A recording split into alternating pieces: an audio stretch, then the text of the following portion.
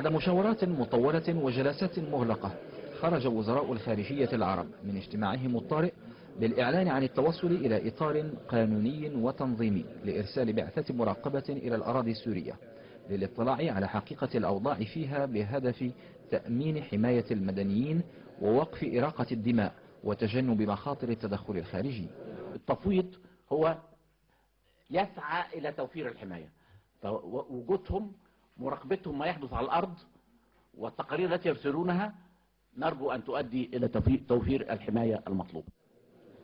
الوزراء العرب تركوا للأمين العام للجامعة العربية مهمة القيام بإجراء الاتصالات اللازمة مع الحكومة السورية للتوقيع على البروتوكول خلال مهلة لا تتجاوز 3 أيام من تاريخ الإعلان عن القرار، مع التلويح بعقوبات اقتصادية في حال عدم التزام دمشق بقرارات الجامعة.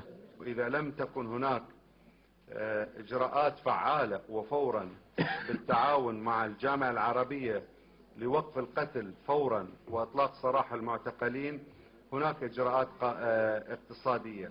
ما هي هذه الإجراءات الاقتصادية؟ الوزراء يجب أن يرفعون لنا هذه الدراسة ويقدمونها لنا لوزارة الخارجية لإقرارها. طبعا احنا دائما نتجنب انه اي عقوبات اقتصادية تمس الشعب السوري بشكل مباشر او غير مباشر.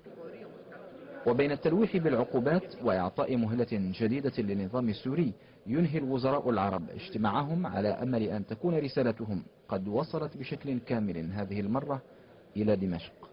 3 أيام إذن فاصلة قد تغير مجرى التعامل العربي مع الحكومة السورية في حال رفضها الموافقة على مشروع البروتوكول، أو حتى في حال الموافقة عليه مع إفراغه من مضمونه. عبد السلام أبو مالك، الجزيرة، الرباط.